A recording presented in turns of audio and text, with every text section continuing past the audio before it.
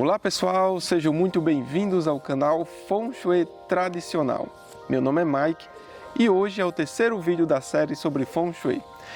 Uma aula sem misticismo, sem achismo, sem nenhum tipo de invenção moderna. Aqui você vai aprender o Feng Shui verdadeiro e não essas coisas que falam por aí, como pendurar a bolinha de cristal e essas bugigangas chinesas que se falam por aí. Aqui você vai aprender o Feng Shui da tradição milenar chinesa, que funciona de verdade e que é verdadeiro, que segue uma linhagem. Eu não crio nada, eu não vou inventar nada, eu vou apenas pegar aquilo que já está na tradição dos grandes mestres taoístas e trazer para você. Se em algum momento eu quiser dar minha opinião, eu digo, é a minha opinião, tá bom? Vamos lá. Antes de mais nada, eu peço que você deixe o seu like e se inscreva no canal. E se puder comentar para enganjar, melhor ainda, tá? Nesse vídeo a gente vai falar sobre o Luoshu e os 8 trigramas. Mas antes, vamos contar um pouco da história do Luoshu, de como foi que ele surgiu. É uma história um pouco lendária e existem várias versões dessa mesma história. A lenda do Luoshu conta que, há 4.000 anos atrás, às margens do rio Lu, que é o Rio Amarelo, na China, existia um homem que se chamava Yu. Mais na frente ele vai ser retratado como Imperador Yu. Mas nesse período ele ainda não era um imperador. Era apenas um homem comum chamado Yu. Yu era uma espécie de engenheiro e ele estava junto com seu pai e os trabalhadores trabalhando na construção de um dique, pois os vilarejos na antiguidade eram construídos às margens do rio, né? Às margens dos rios, das grandes massas de água que a civilização prosperava. Então eles estavam construindo esses diques porque quando vinham as cheias, destruía as plantações, destruía a lavoura, acabava com tudo. Então, conta a lenda que em uma dessas cheias, uma tartaruga negra saiu do rio Lu e no seu casco, né, no casco dessa tartaruga, tinha uma mandala, inscrições nesse casco. Eu vou colocar a imagem dela aí na tela para você ver. Existem outras versões da história que conta que quando o Yu estava, junto com os trabalhadores escavando o dique, eles encontraram nas escavações ruínas de uma antiga civilização e nessas ruínas tinha um casco de uma tartaruga com esta mandala. Já não era a tartaruga viva que saiu andando, já era só o casco. Essa civilização antiga, onde tinha esse casco, era muito mais antiga do que a nossa. Na verdade, era muito mais antiga do que a civilização de Yu, que já é mais antiga do que a nossa.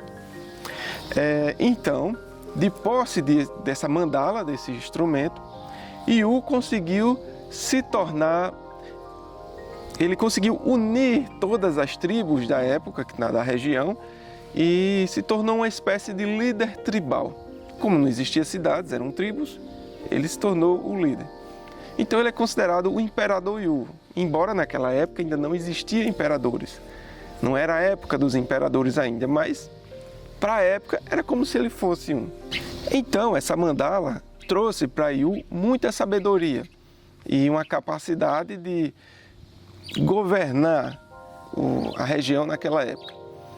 Embora a história da mandala seja uma lenda, existem coisas que não são. Por exemplo, o Luoshu existe de verdade.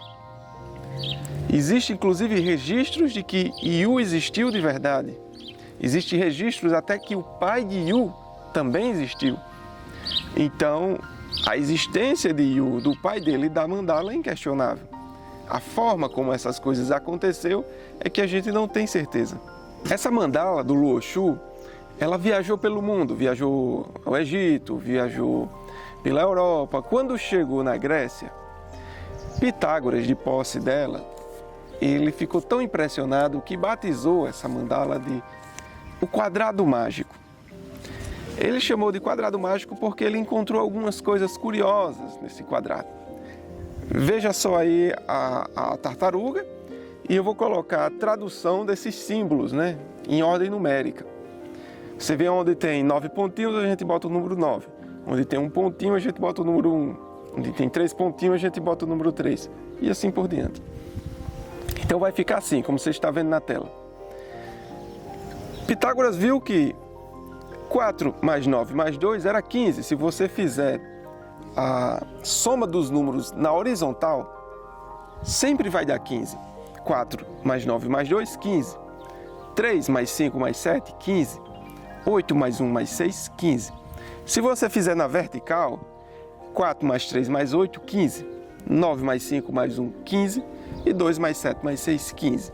Se você fizer na diagonal, vai dar a mesma coisa. 8 mais 5 mais 2, 15. 4 mais 5 mais 6, 15.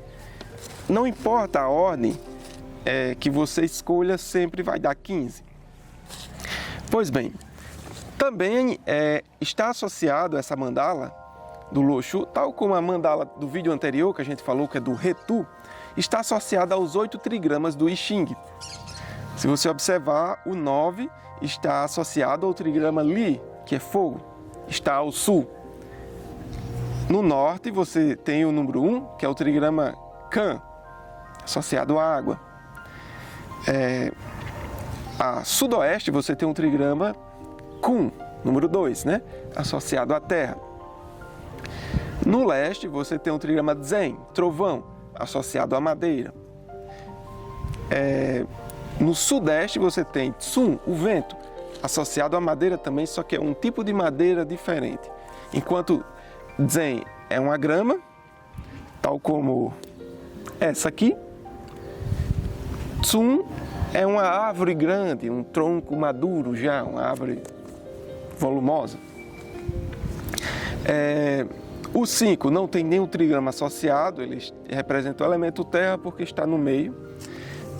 O 6, Qian, o céu, está associado ao metal. 7, Dui, o lago, também está associado ao metal, só que é outro tipo de metal. São 2 metais diferentes.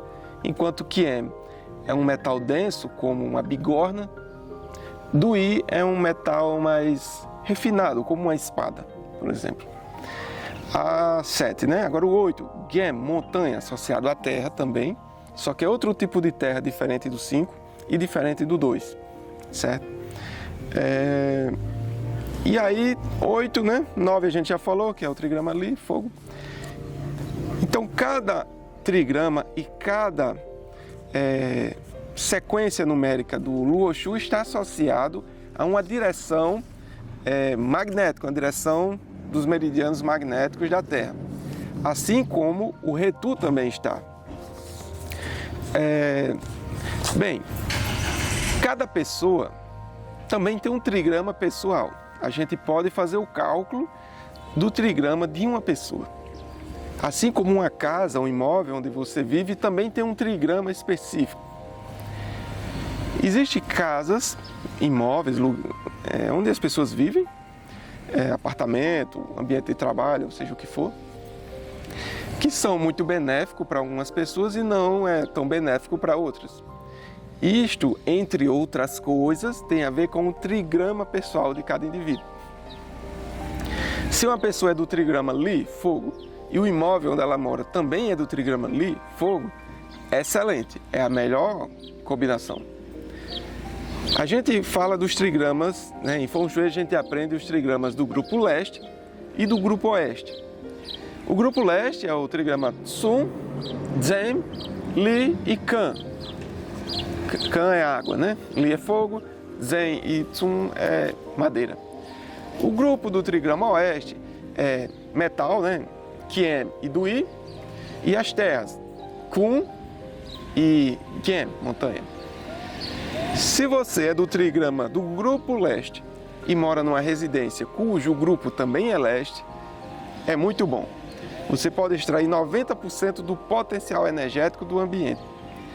Se você é do mesmo trigrama que a casa, você pode extrair 100% do potencial do ambiente. Se você é do trigrama oposto, se a casa é de um trigrama do grupo leste e você é do trigrama do grupo oeste,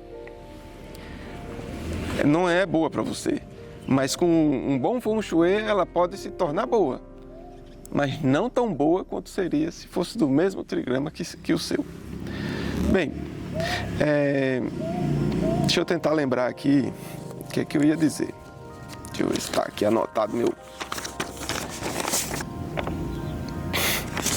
sim. Para calcular o trigrama de uma pessoa, a gente faz um cálculo muito simples.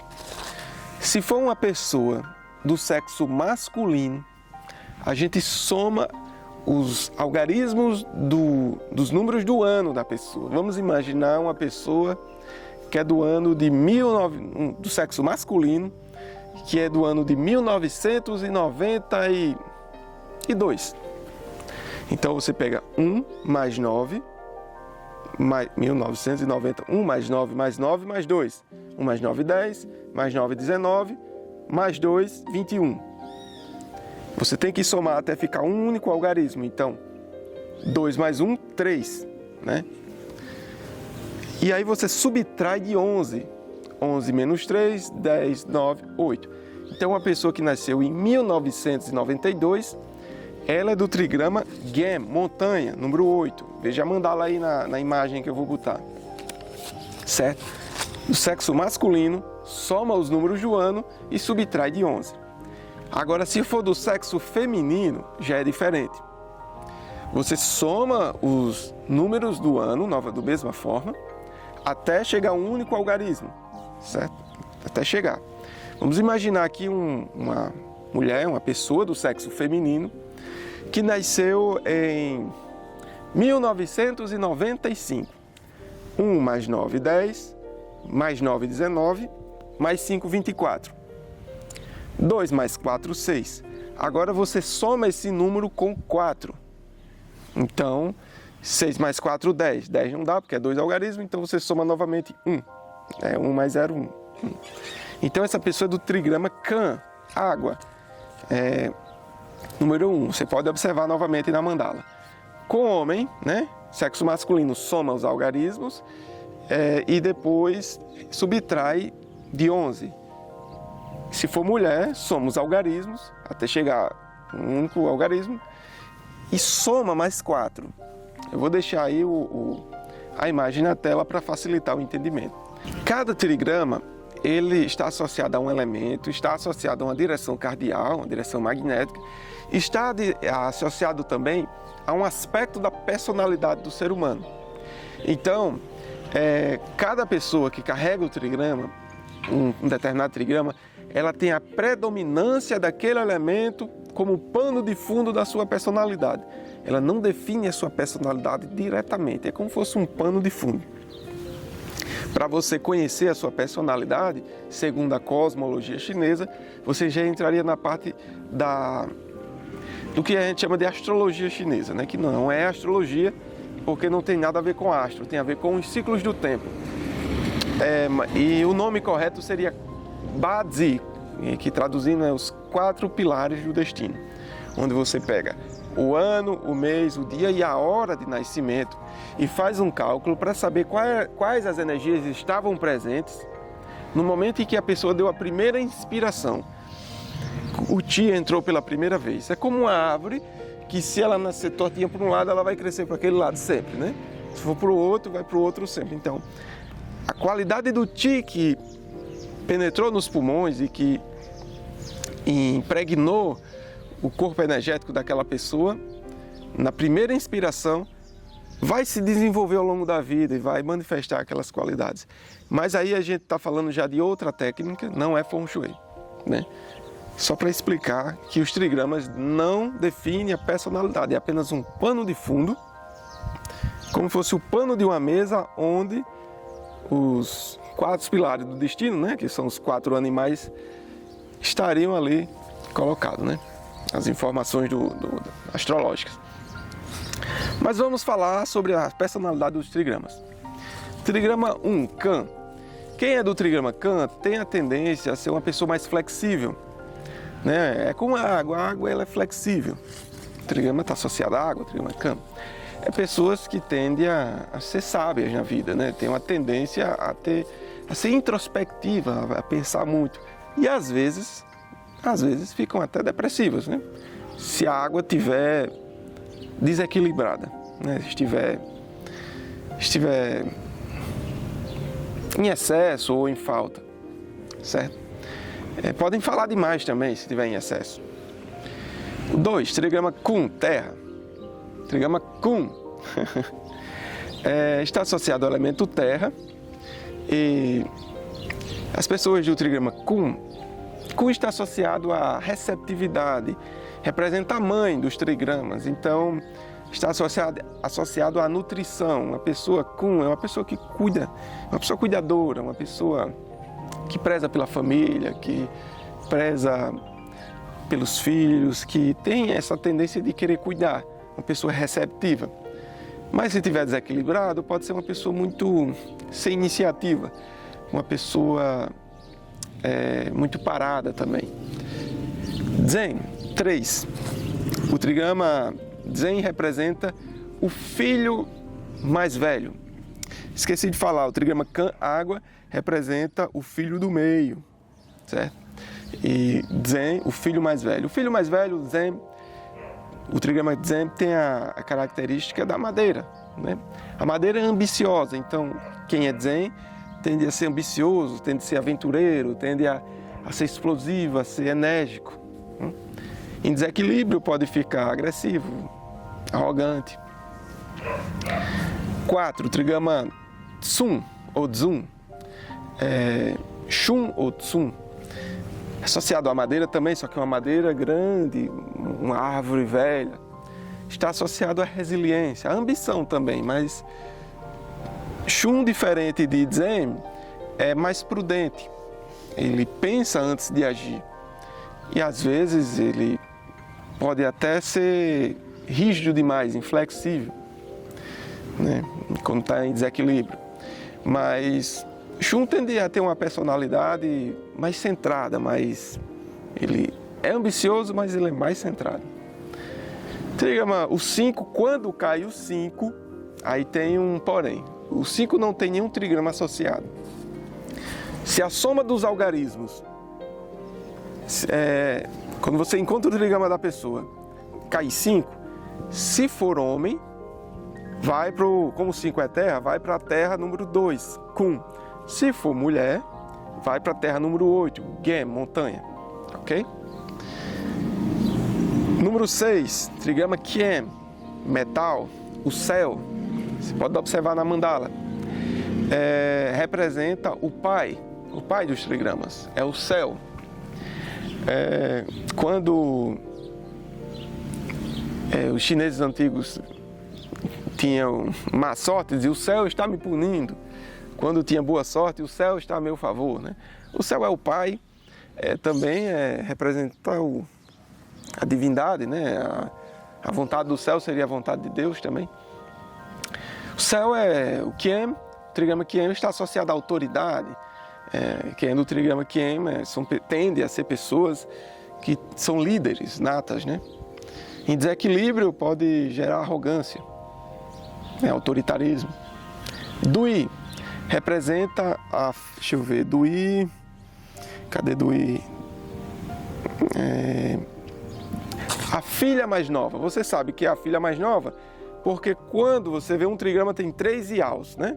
3 linhas. A linha reta é uma linha yang, masculina. Uma linha pontilhada é uma linha yin.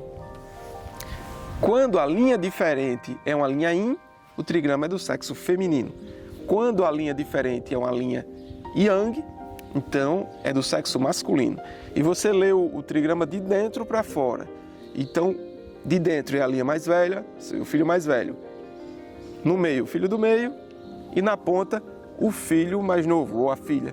Como Dui tem a última linha, que é o filho mais novo, e é uma linha yin, que é feminina, então é a filha mais nova. Dui é a alegria, é a doçura. Quem é do trigrama Dui tende a ser pessoas muito comunicativas, muito carismáticas, são pessoas que têm o charme natural. São pessoas alegres, são pessoas que se expressam muito bem, que geralmente são pessoas que têm a tendência a ter eloquência nas palavras, carismáticas. Em desequilíbrio, fofoca, né? Pode levar a fofoca, pode ter a língua ferina, pode ter o excesso de alegria, né? Pode ser até chegar à falsidade, né? Agora o trigrama 8, o trigrama Gem, montanha. A última linha é uma linha masculina, uma linha yang, de dentro para fora, né? Então é um trigrama, como é a última linha, é o mais novo, e como é uma linha yang, é masculino, então filho mais novo. Gem, montanha, tem as características de ser centrado, de centralizar as coisas em torno dele. É o trigrama mais yin de todos, é o trigrama mais quieto, mais parado de todos.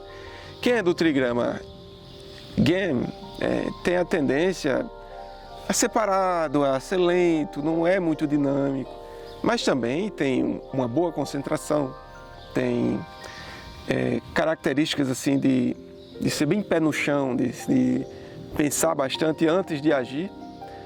Em desequilíbrio ele pode ter falta de iniciativa, né?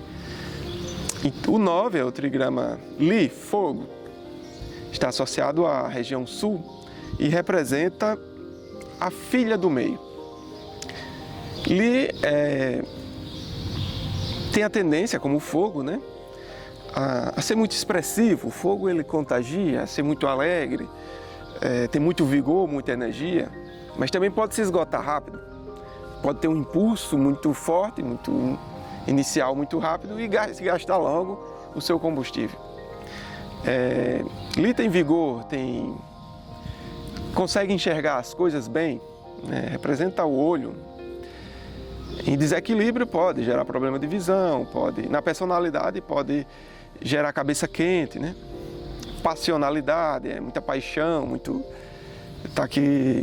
passional, né? E muito cabeça quente. Mas é carismático, é enérgico, é envolvente, é divertido.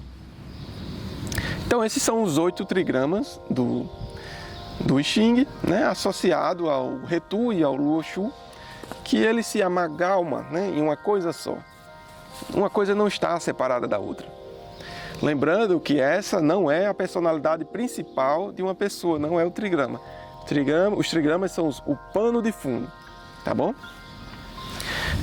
O Luo Shu e o Retu, eles são muito utilizados na cosmologia chinesa, na medicina chinesa, na acupuntura, nas artes marciais como o Tai Chi Chuan,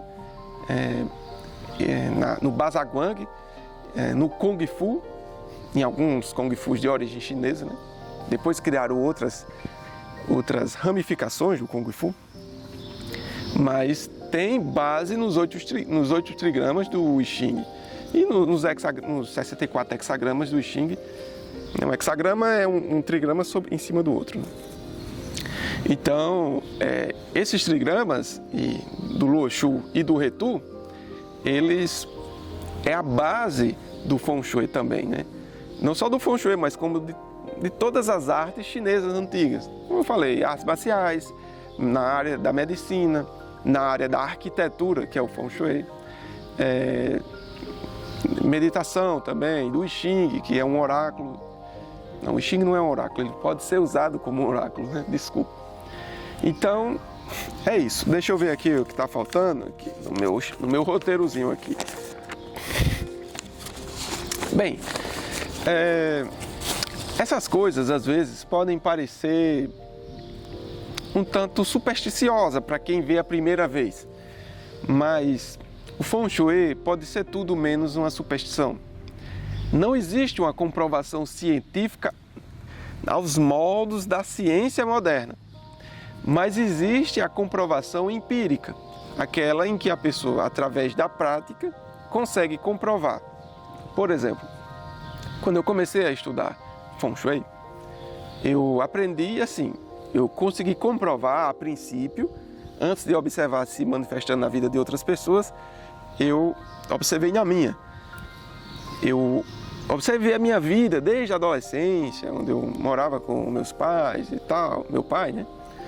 E aonde eu morava, eu peguei a casa, fiz o projeto, vi as direções cardeais, observei o ciclo do tempo naquele ano, naquelas épocas, e o que aconteceu naquela época baseado no Luo Shu e no Retu. E as coisas batiam, certo? Batiam com 100% de acerto. Então, existe essa comprovação empírica, certo? Tem coisas que a gente sabe que existe, mas não existe a prova científica nos moldes científicos, que tem que fazer e tal, tudo aquilo, né? Todo o procedimento. Mas enfim, Confúcio, né? O nome dele era Kongfuzi, Kung Fu mesmo, de Kung Fu Zi. No português ficou em Confúcio o nome dele aqui no Ocidente, né?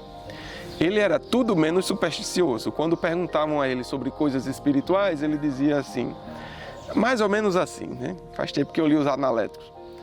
É que, olha, eu não conheço tudo, né? A gente não conhece nem direito as coisas desse mundo material, quem dirá das coisas espirituais. Então ele não falava das coisas espirituais. Isso está escrito nos analéticos de Confúcio.